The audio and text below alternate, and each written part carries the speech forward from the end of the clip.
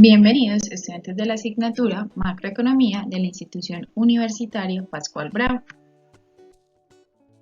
En la sesión del día de hoy estaremos desarrollando la unidad didáctica número 2, comprender el comportamiento y las interacciones de los agregados macroeconómicos para la toma de decisiones de inversión o endeudamiento. Estaremos desarrollando la actividad de enseñanza, aprendizaje y evaluación número 2, asociando los agregados macroeconómicos en los mercados financieros. Aprenderemos a asociar los agregados macroeconómicos en los mercados financieros y a manejar los conflictos de interés en los grupos de trabajo. La sesión del día de hoy la comenzaremos con dos conceptos que son claves: el ingreso y el gasto del Estado. ¿De dónde creen ustedes que se obtienen los recursos para que las instituciones de gobierno provean bienes y servicios y para implementar políticas públicas? Recordemos que a lo largo de la asignatura nosotros hemos hecho el paralelo del gobierno con la economía de una familia, así que pensemos de dónde vendrían los ingresos, en este caso de la gran familia que es el gobierno nacional. Por definición, entonces, el ingreso público es la cantidad total de recursos que recibe el sector público, porque recordemos que al igual que la economía de nosotros o de nuestras familias, para gastar debemos tener dinero. Es decir, es el ingreso público el que va a limitar el gasto público, al igual que nos pasa a nosotros. Los ingresos son los que limitan cuánto podemos gastar. Se presenta entonces una relación directa entre el ingreso público y el gasto público. Pero entonces empecemos a desglosar esos conceptos y empecemos a analizar cuál es el ingreso del Estado. El principal ingreso que tiene entonces el gobierno son los impuestos. Por definición, nosotros debemos conocer que los impuestos son esos pagos obligatorios que todas las empresas y que todas las personas le realizan al Estado. Esto con el fin de que éste pueda ejercer sus funciones, que es básicamente proveer bienes y servicios de todos los que nos beneficiamos. Los impuestos entonces son la principal fuente de ingresos del Estado, pero no son la única. Piensen en su día a día, ¿qué impuestos pagamos en Colombia?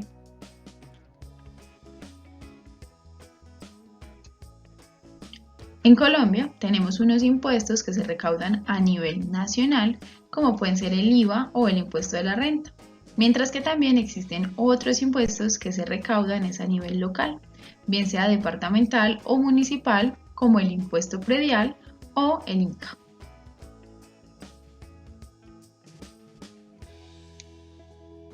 Acá tenemos entonces un paralelo de nuestros impuestos nacionales y de nuestros impuestos locales.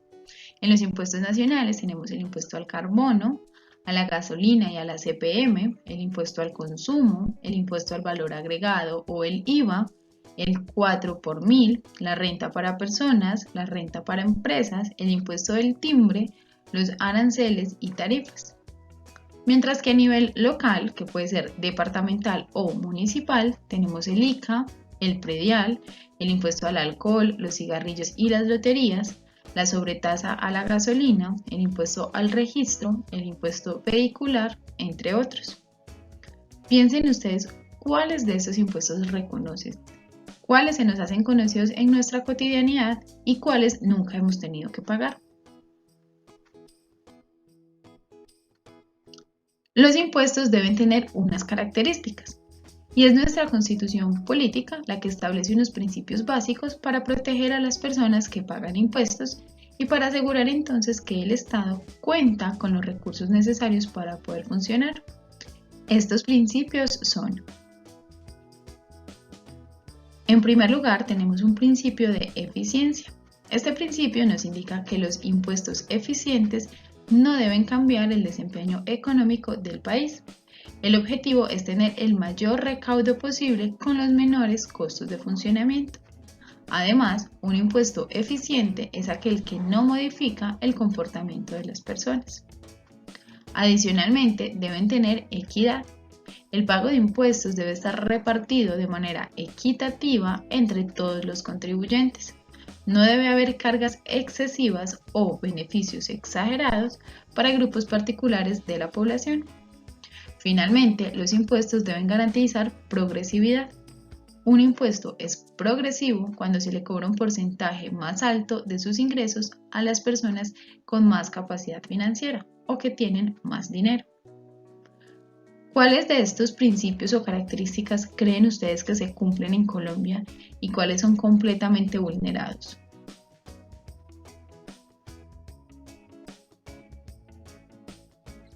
Asimismo, los impuestos se clasifican en 3 grupos: regresivos, proporcionales y progresivos.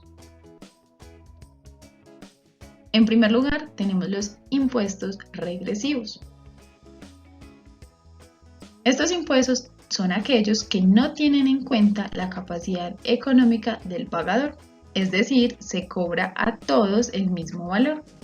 Esto afecta principalmente a las personas de menores ingresos, pues ellos tienen que pagar una mayor proporción de sus ingresos que alguien con más ingresos. En segundo lugar, tenemos los impuestos proporcionales. Los impuestos proporcionales son aquellos que buscan que a cada nivel de ingreso se le cobre proporcionalmente lo mismo. Y finalmente tenemos los impuestos progresivos. Estos impuestos son los que sí tienen en cuenta la capacidad económica del pagador y se cobra dependiendo de sus ingresos. En este caso, el cobro es proporcional a aquellos contribuyentes de mayores ingresos, se les cobrará entonces un mayor porcentaje de sus ingresos. En Colombia tenemos estos 3 tipos de impuestos. ¿Cuáles relacionan ustedes en cada una de estas categorías que acabamos de ver?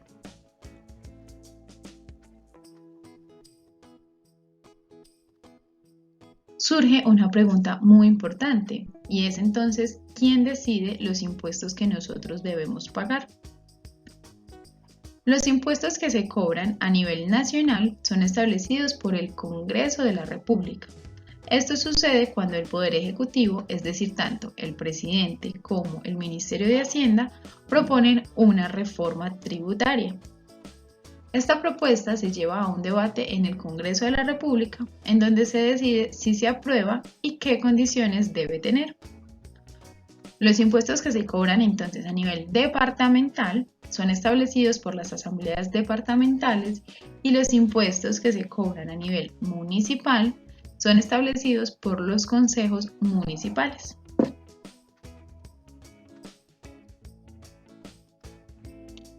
¿A dónde va entonces ese dinero que se recauda por medio de los impuestos? El dinero que se recauda va tanto a la entidad local como a la entidad nacional que representa el Poder Ejecutivo. Esta será entonces la encargada de manejarlo. En el caso de los impuestos nacionales, la entidad es la DIAN, que está vinculada al Ministerio de Hacienda, mientras que los impuestos locales pueden ir tanto a las gobernaciones como a las alcaldías. El dinero se debe utilizar principalmente para el gasto público del país, es decir, para poder garantizar los derechos de los ciudadanos y proveer los bienes y los servicios de los que todos nos vamos a ver beneficiados. Este dinero que se recauda por los impuestos nacionales se debe invertir en todo el país, mientras que el dinero que se recauda de los impuestos locales se debe invertir en sus respectivos territorios.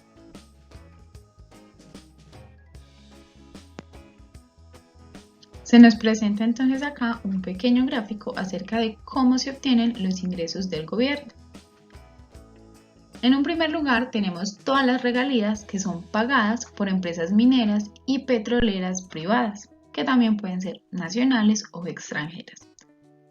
Este concepto de regalías surge porque ellos están haciendo explotación de un recurso natural que nos pertenece a todos los colombianos. Entonces ellos nos deben pagar a nosotros en forma de impuesto la utilización de esas minas para garantizar que el gobierno pueda aplicar diferentes planes de gestión en los municipios. También tenemos las ganancias de las empresas industriales y comerciales del sector público, como pueden ser Ecopetrol o Teleantioquia. Tenemos también los tributos, es decir, la seguridad social que todos nosotros pagamos cuando estamos vinculados a una empresa, los impuestos nacionales y los impuestos locales. Estos son los mecanismos que tiene entonces el gobierno para poder recolectar sus ingresos.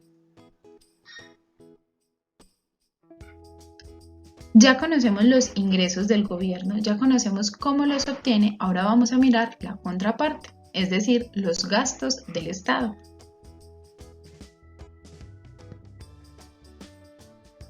Cuando nosotros nos referimos al gasto público, estamos hablando de ese total de gastos que hace el gobierno, es decir, esa cantidad de dinero que asigna para garantizar los derechos de todos los ciudadanos y poder proveer los bienes y los servicios de los que todos nos vamos a ver beneficiados. Algunos de estos bienes y servicios pueden ser educación, salud, seguridad, justicia, carreteras, parques y otras obras públicas. Si queremos ver unos ejemplos más detallados, el gasto público sirve para construir escuelas, estaciones de policía, juzgados, carreteras y parques.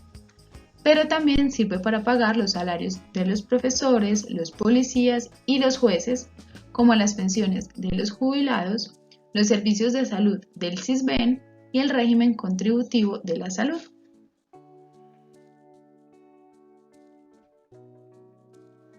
El gobierno debe tener un presupuesto general de la nación para poder conocer cómo va a destinar sus ingresos y cómo va a dividir sus gastos.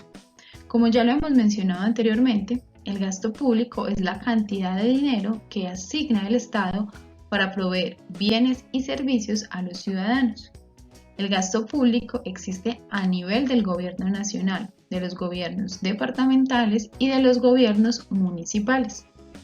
El gasto del gobierno nacional se ejecuta por medio de un instrumento que se conoce como Presupuesto General de la Nación.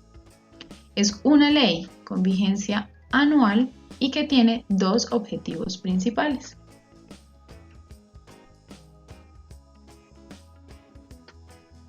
El primer objetivo del Presupuesto General de la Nación es calcular los ingresos nacionales, es decir, cuánto dinero va a conseguir el gobierno en un año y de qué fuentes lo obtendrá.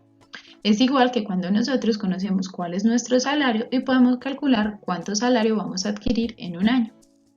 El segundo objetivo es asignar el gasto público nacional, lo que el gobierno nacional planea gastar en un año, bien sea en salud, en educación, en ciencia, en defensa, en infraestructura, entre otros. Es decir, aquí debe conocer cuántos son sus ingresos para conocer cuánto puede gastar para el bien de la comunidad.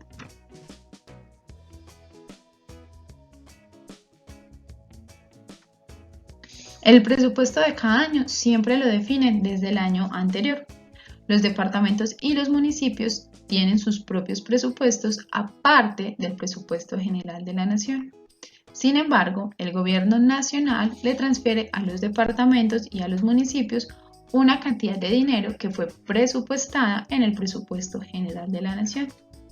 Debido a que este presupuesto tiene una función muy importante, es necesario que todos nosotros comprendamos cómo se elabora, cuáles fases se tiene y qué actores intervienen. ¿Cómo se determina entonces el presupuesto? Existen diferentes etapas en el proceso de elaboración del presupuesto general de la nación y diferentes actores intervienen en cada una de ellas. A este proceso se le conoce como ciclo presupuestal y tiene 4 etapas. Una primera etapa de formulación, una segunda etapa de aprobación, una tercera etapa de implementación y una cuarta etapa de evaluación. Miremos entonces cada una de esas etapas y comencemos por la etapa de formulación. Esta etapa se desarrolla dentro del 1 de enero y el 19 de julio de cada año. En Colombia, la formulación inicial del presupuesto la realiza el Poder Ejecutivo, que en este caso se encuentra representado por el Ministerio de Hacienda. El ministro realiza un proyecto de presupuesto donde se asignan los recursos para cada uno de los sectores, como salud, educación, defensa, teniendo en cuenta los ingresos del Estado y también teniendo en cuenta cuánto se ha asignado en presupuestos anteriores o mirando un histórico de las asignaciones. Luego sigue entonces la fase de aprobación. Esta etapa se da entre el 20 de julio y el 20 de octubre. Es la segunda etapa y en ella el Ministerio de Hacienda le presenta el presupuesto elaborado al Poder Legislativo, es decir, al Congreso de la República, en el plazo del 20 al 29 de julio. El Congreso debe analizar el presupuesto y tiene el poder para modificar las asignaciones de dinero que el Ministerio de Hacienda le ha dado a cada sector. Sin embargo, es importante que conozcamos que el Congreso no puede cambiar el monto total del presupuesto.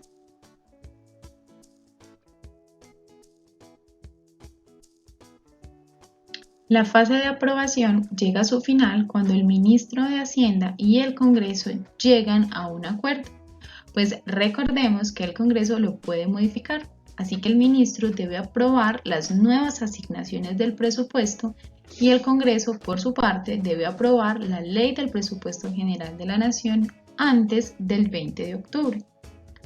La discusión en el Congreso es muy importante porque esta busca que el Poder Ejecutivo y el Legislativo se controlen el uno al otro. En principio, debido a que el Congreso es el órgano de mayor representación social, su participación permite que la discusión sobre el uso de los recursos sea más democrática.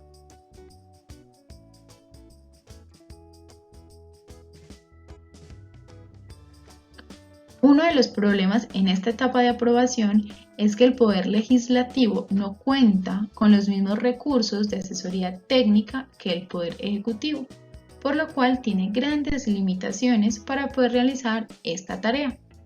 Es decir, mientras que el Ejecutivo cuenta con entidades técnicas como el Ministerio de Hacienda, el Departamento Nacional de Planeación, para hacer una propuesta presupuestal, el Congreso no cuenta con una entidad que le permita hacer contrapropuestas de un nivel técnico comparable.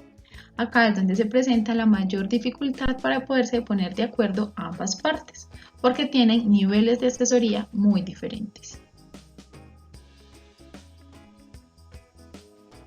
Llegamos entonces a la tercera fase del proceso y es la fase de implementación. Esta etapa se da durante todo el año siguiente.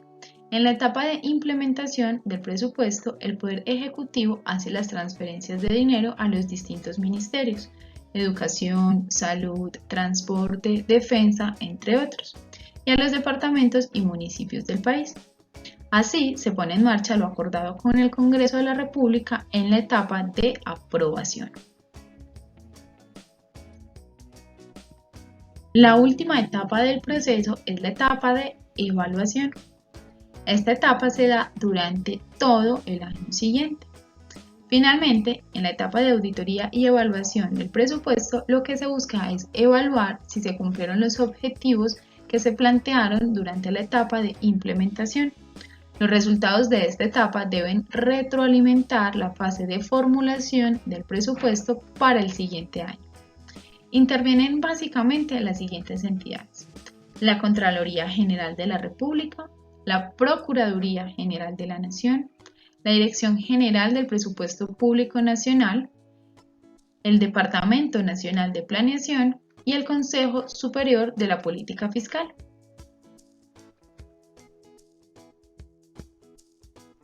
En el siguiente gráfico se presenta una distribución típica del gasto público por sectores. El 20,1% se destina para el pago de la deuda pública, que recordemos que nosotros en sesiones anteriores ya hemos visto el término y conocemos cuando un gobierno debe acudir a deuda pública. El 16% se destina para educación, el 12,5% para salud, el 11% para trabajo, el 3,1% para transporte, el 1,8% para minas y energía, el 1,7% para vivienda, el 12,9% para defensa, el 4,5% para la inclusión social y reconciliación, este rubro surge luego del acuerdo de paz, el 1% para el sector agropecuario y el 15% para otros sectores. ¿Consideran ustedes que esta distribución del gasto público es acorde o creemos que existe algún sector que debe tener una mayor distribución presupuestal?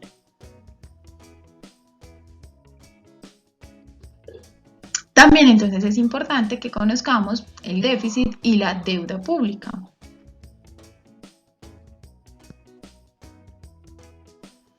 Por definición, el déficit público es una partida que le permite al gobierno medir la situación económica del país mediante la diferencia que se presenta entre los ingresos y los gastos en un año concreto, y normalmente se expresa en términos de porcentaje sobre el Producto Interno Bruto de ese mismo año. Esa diferencia que se presenta entre déficit público y deuda es que la primera es una variable flujo y la segunda es una variable stock, es decir, el déficit público representa la diferencia entre los ingresos y los gastos en un año concreto, mientras que la deuda pública es la variable a la que se suma o se resta ese déficit. El resultado va a ser entonces la deuda pública total.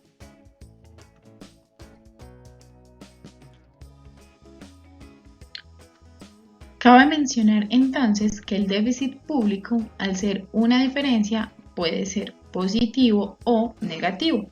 Si los gastos son mayores que los ingresos, entonces esa diferencia de ingresos menos gastos será negativa, al igual que pasa con el presupuesto de cualquier persona. Al revés, si los ingresos son mayores que los gastos, la diferencia ingresos menos gastos será positiva. Cuando la diferencia es negativa, entonces lo decimos o lo conocemos como déficit público. Al contrario, cuando la diferencia es positiva, lo conocemos como superávit público. Estos términos también ya los conocemos de la balanza de pagos o la balanza comercial, déficit y superávit. Si bien es cierto que aunque con distintos nombres, se trata de la misma magnitud.